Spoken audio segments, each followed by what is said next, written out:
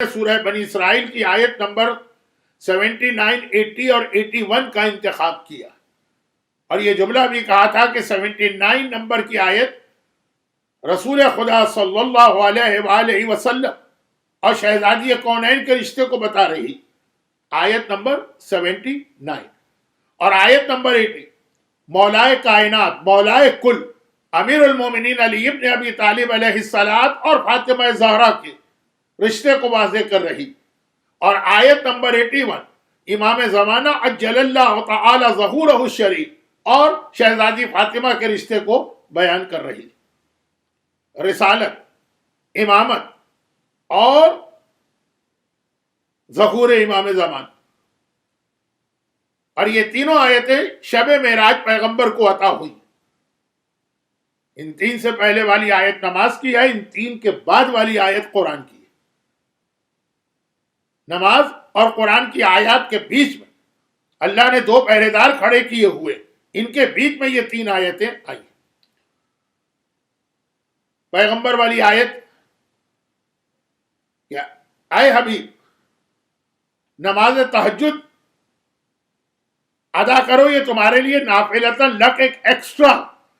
نماز ہے، اس کے ذریعے اللہ تمہیں مقام محمود عطا کرے گا جو اس کائنات کا سب سے بلند مقام ہے، highest status in the universe,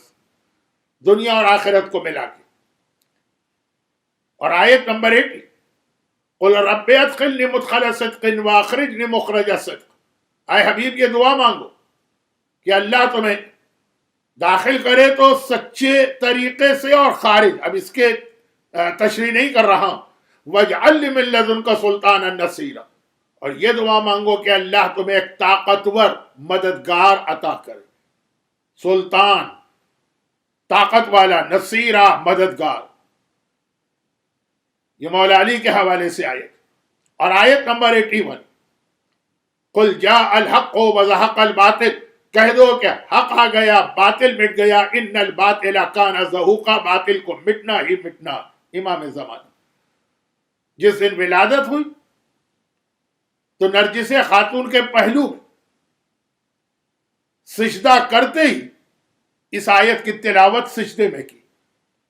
اور جس دن ظہور ہوگا تو جبرائیل کی آواز امام زمانہ کے آنے کی خبر جب دے گی تو پہلے اس آیت کی تلاوت ہوگی، قل جاء الحق وزهق الباطل ان الباطل کان زہوقا، پھر یہ اعلان ہوگا کہ امام آ گئے۔ تو تین آیتیں مسلسل۔ رسالت، اب یہاں پہ ایک چھوٹی سی بات یہ بھی عرض کر دوں، ایک پہلو تو اس کا میں بتا چکا ہوں کہ رسول کو مقام محمود مل رہا، جس نماز تہجد کی وجہ سے وہ نماز تہجد ادا ہو رہی حجرہ فاطمہ کے اندر،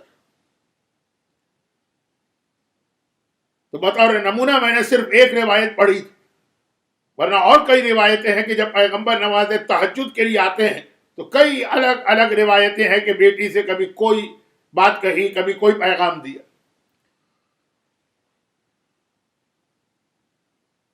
حجرہ فاطمہ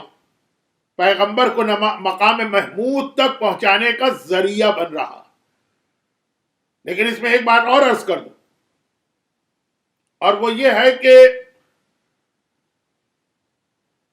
پیغمبر اسلام صلی اللہ علیہ وآلہ وسلم کی اتنی ساری خصوصیتیں، فضیلت ایک چیز ہوتی ہے، خصوصیت، کہ خصائص کبریٰ کے نام سے علامہ جلال الدین سیوطی نے ایک ضخیم کتاب لکھ دی،